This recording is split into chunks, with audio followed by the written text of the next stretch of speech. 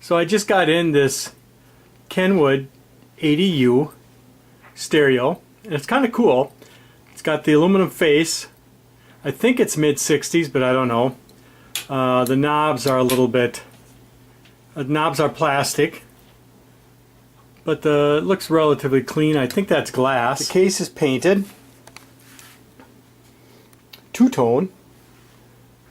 Back is all metal. It has kind of the look of an old tube type, but it's all transistorized. And so I'm going to take a look at it, see if I can figure out what's wrong. I'm going to recap it and restore it as best I can. So here we go. It uses flathead screws. A little strange. And they're knurled.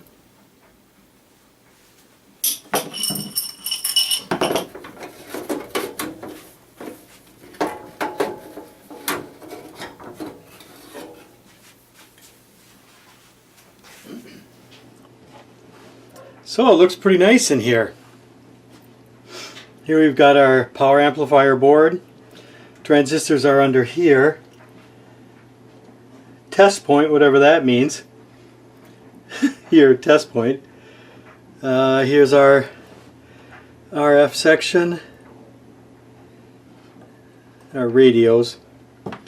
And our preamp section. And then our tone section's right in here. Looks like it's got a plug-in board, but it uses all lamps that are probably pretty easy to replace. And yeah, this is like a pretty high quality piece of equipment.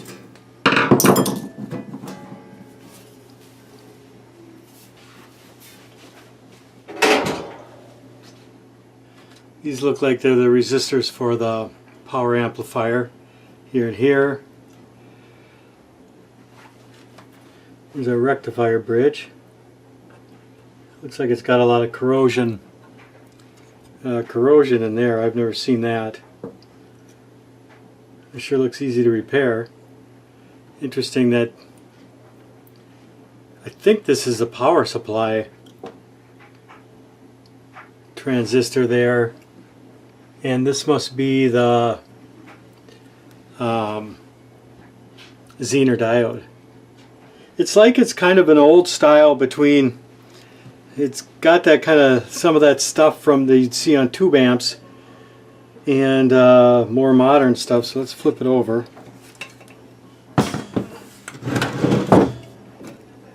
I'm also going to take the transistor shield off. I don't know what this switch here is for.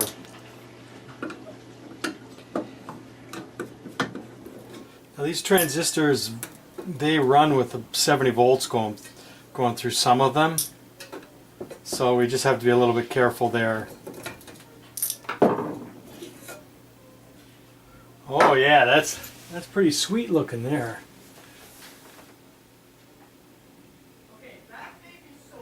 Sony 2SD46. Yeah, that's interesting. But they don't look cooked.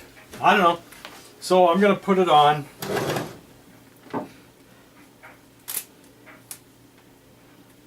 And see what we get. Check the fuse first.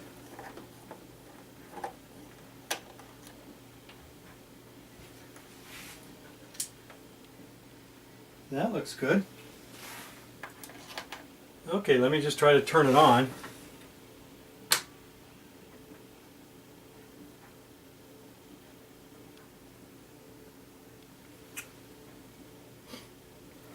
I'm going to turn it off.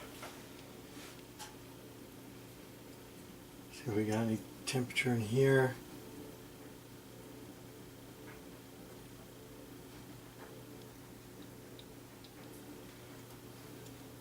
Nothing smoking.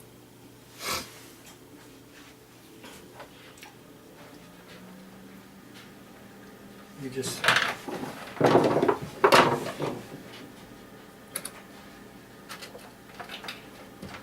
check to see what's coming out of our speakers.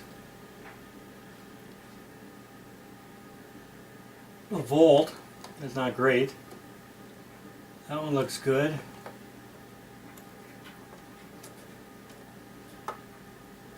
And half a volt. So I think I'd want to connect a speaker to it. Okay, so I hooked up a signal generator and to our aux port. And let me figure out where aux is. Alright, well, let's see what it'll do. I have the volume turned all the way down.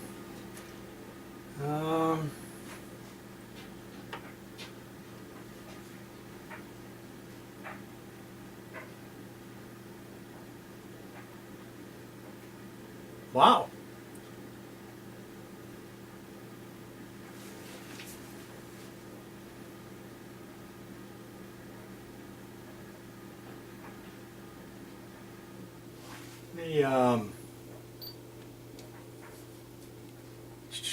Change the coupling to DC.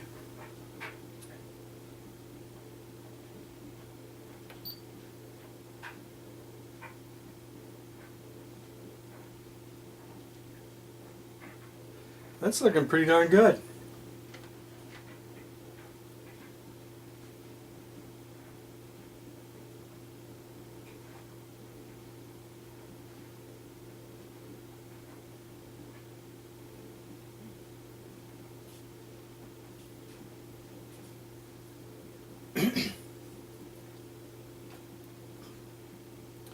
Well, that channel seems to be working. Turn that down. Power it off. Check the other channel. Yeah, this.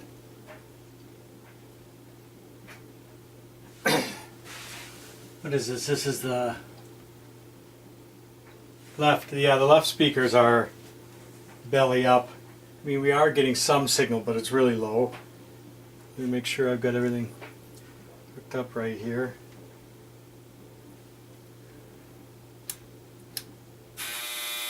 I'm going to shut that off. Well, first, before I get too far, I'm just going to clean these pots. Make sure that they're not the problem.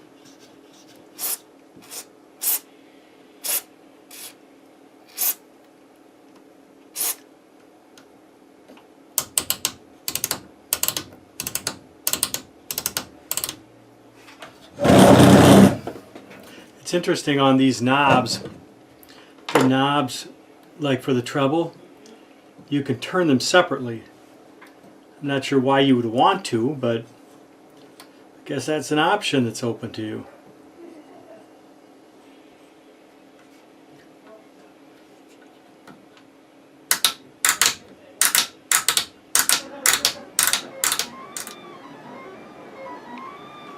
Okay, so I have my probe hooked up to the blue wire on the volume pot, and then I have my right channel coming out. I can disconnect it like that.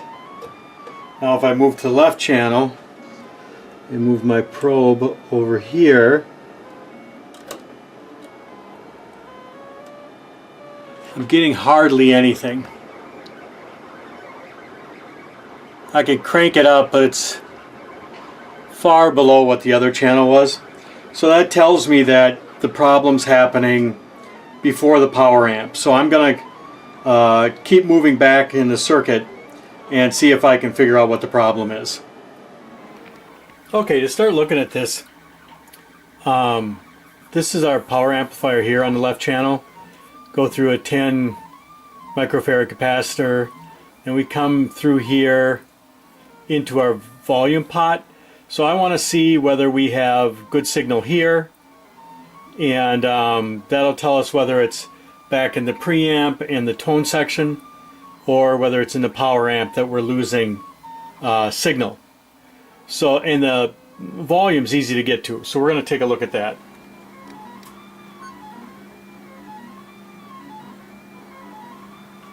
Okay, so I have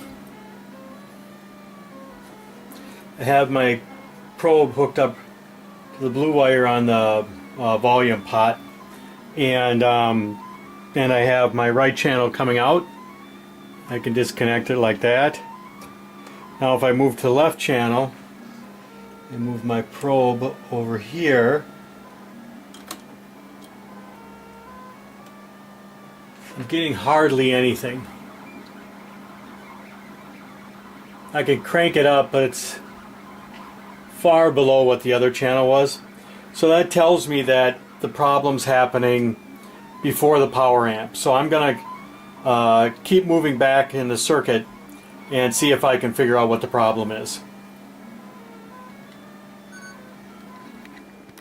Alright, so this here is the preamp board here, and if we look at the connectors, the blue is the right and the yellow is the left, and they come over right into here. And if I take my oscilloscope probe and probe them, what's going on?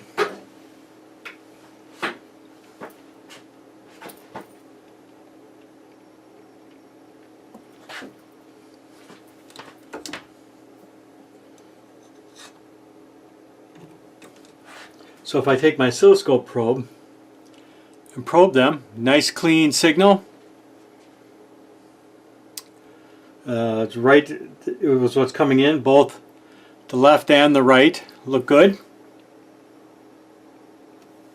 But then when I come out of this switch, I probe over here, I've got nothing on my left. And then even my right is really diminished. It goes from 600 peak to peak, let's see right here,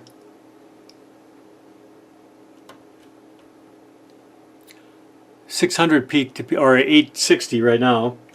It comes over here, it's 112. So I think that switch is screwed up.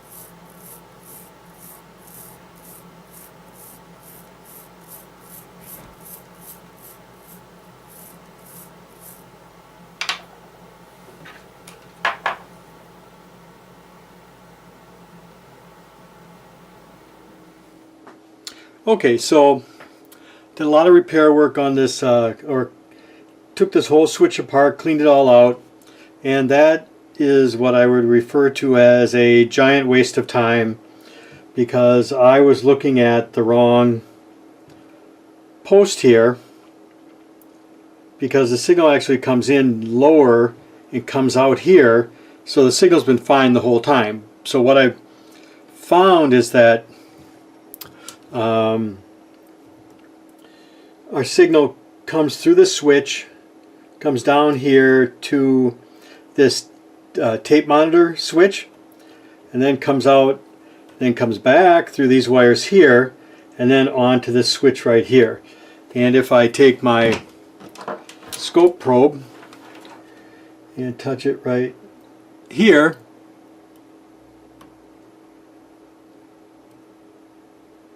I actually have signal. So I just need to keep following it and finding where it fails. So whatever, red herring. At least I cleaned the switch. Okay, so I'm looking at the tone board, and the pins are numbered. That's a plug-in board, and the pins are numbered 11 and 8. 11 for the right channel and 8 for the left channel. And if I look, I've got signal on 11 and I've got nothing on 8. So something between here and here is failing. So if I look at pin 4, I think I have signal, and if I look at pin 8, I do not. So if I get my scope and I look at, it's hard for me to see even, pin 4 I have signal coming in, 5, 6, 7, 8, and I have a really attenuated signal coming out. Now if I look at for the right channel, where it's pin 18 and 11, I look at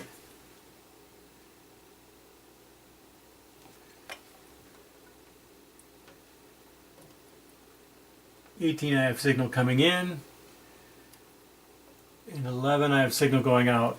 So there's something on this board here that's not passing the signal through, and so I'm going to look at the bases of Q1 and Q3, and then that should tell me at least the area. Q1 is okay, so I'm looking and I've got signal here, and then what I want to look at is the emitter, and then it comes through a bunch of tone shaping, comes into the base, and then it should come out of the collector here, go through a capacitor, and come to 8. And what I'm seeing is that when I'm looking right here, I have signal, and when I'm looking right here, I have none. So when I look, it's a little hard for me to see. You see the signal coming into the first transistor's base, and then I have it coming out of the emitter, and then that's coming over to the base of this transistor, looking good. And then, oh, I'm sorry,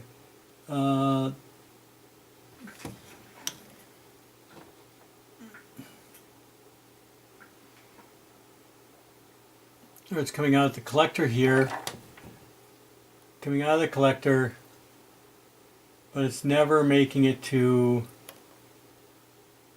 here. It's really attenuated. And if I look at the other side, signal and signal. So I'm going to check to see, I think that capacitor is probably bad there. And so I'm just going to recap that board and see if that fixes our problem.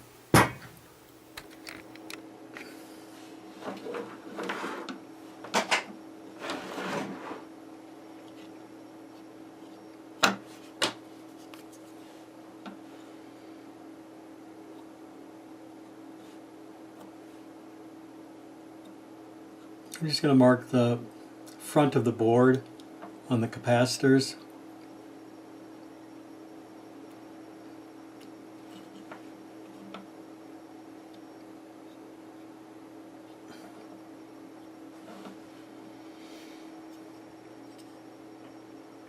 Alright, so here's our board. It's all recapped, and it's looking pretty nice. Cleaned up. Let's look at these capacitors a little bit.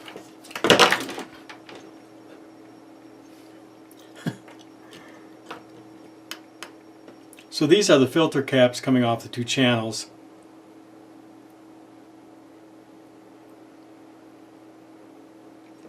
That one's got the right capacitance, but look at that, 62 ohms across it. And that's pretty bad.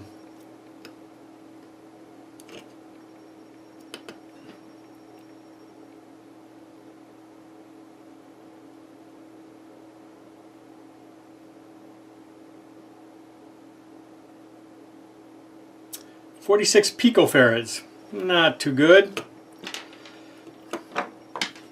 And then let's try one of these smaller ones.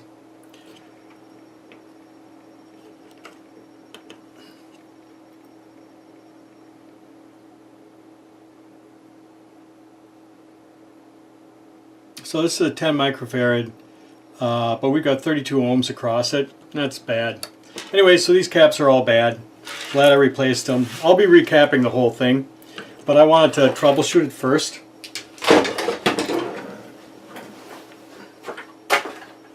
Alright, well, let's try putting the board in and see how it works. Okay, so I have the board in, and if I look at my left speaker, turn up the volume. Oh yeah, looks good. Right speaker, turn up the volume, looks good. Anyways, still a lot of work to do, but that was one of the things that was bugging me, is that channel was not working at all, and that fixed it. And so next I'm going to recap the amplifier board and replace these power capacitors. I'm just going to recap everything. So my new output coupling capacitors are much smaller than these, and these capacitors are quite a bit smaller too.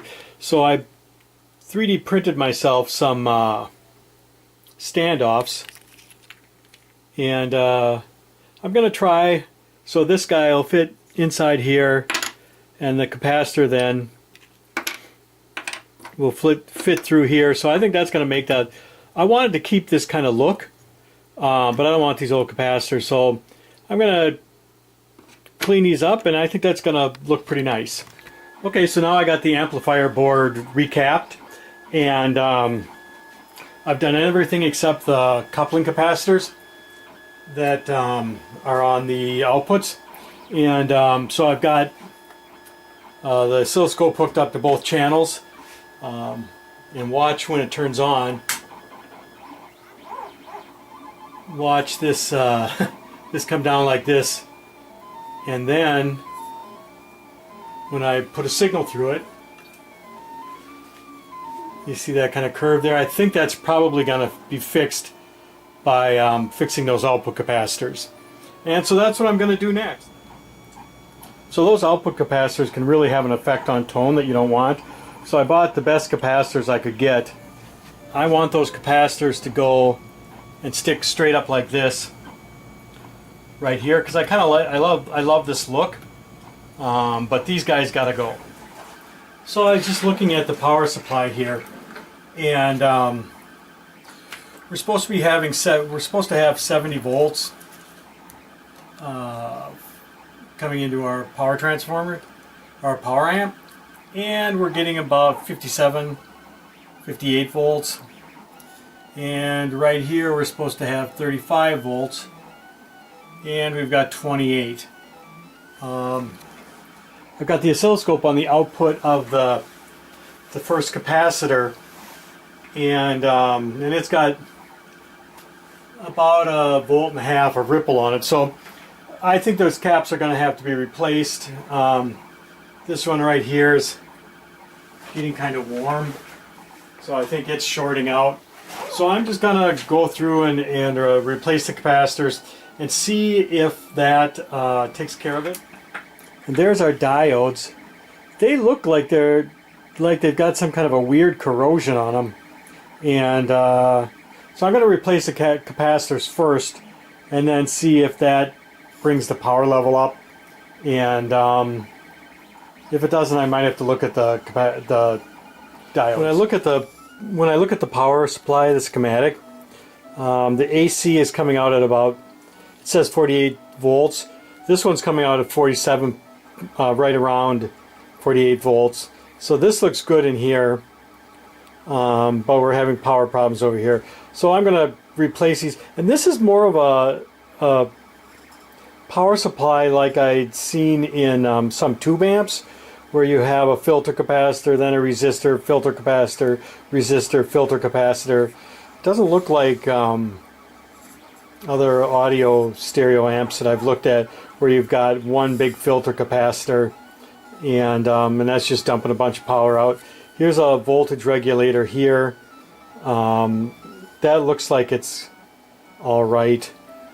It's interesting that the transistor for the voltage regulator is just right on this power strip. So this is it's an interesting amp, because it's kind of some of that stuff that you see in tube amps but then also more modern transistors. Oh yeah, this is the base with 14.46 coming through the Zener diode, and then we have 14 volts regulated coming out and coming into this 200 microfarad capacitor. And I think this thing's, yeah, it's getting warm, so I'm just going to replace all those. Okay, so I've got my capacitors in, and here you can see the little plastic kind of standoffs that I made. There's a guy inside there. That's looking pretty good. So I've got power amplifier board recapped. I don't have the preamp board recapped. If we take a look underneath, you can see the recap the power supply section, and I messed around with putting a new rectifier on. Okay, so the first thing I'm going to check is just make sure I don't have any voltage on the outputs, speaker outputs.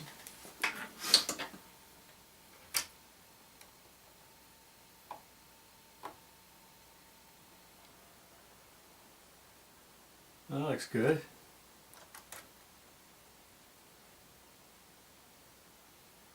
That looks really good too. These should be off.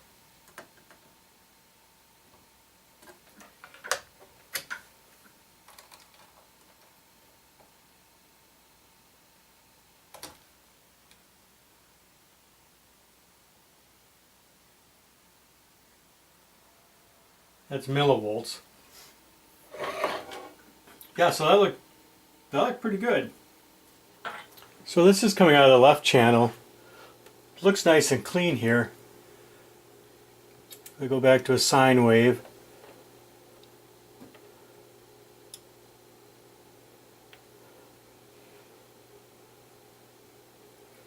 Crank it up. Starting to distort right at around 13.5.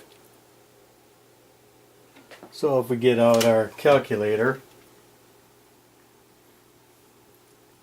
13.5 times 13.5 divided by 8, that's about 22 watts.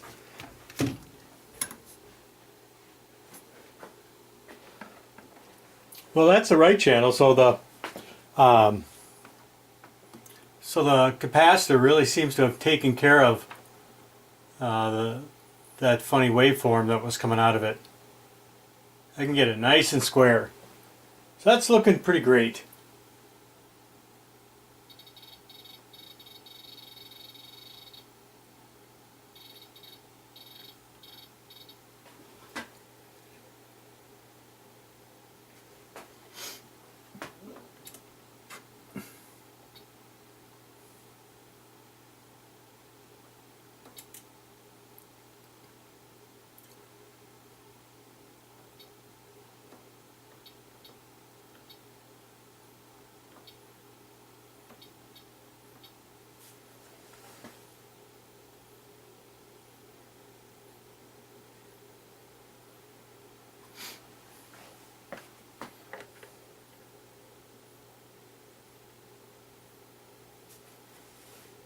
That's looking pretty good too.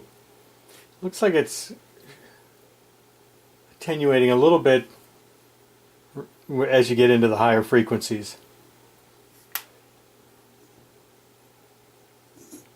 It does put out some heat though.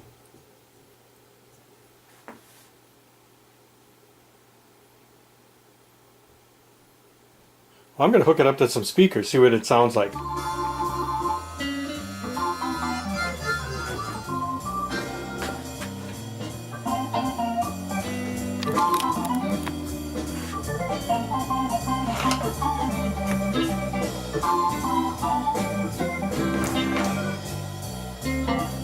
Well, it seems to be sounding pretty good in both the channels. And the other thing here is that if I look at the test probe, I've got 68.6 volts, which is just perfect according to the schematic. And so my problem with the voltage was I was going through the current limiter bulb, and here I'm not. So I've got right at 70 volts, right at 31, 70, 30. This channel is a little bit lower. Not very much though. Yeah, it sounded pretty great.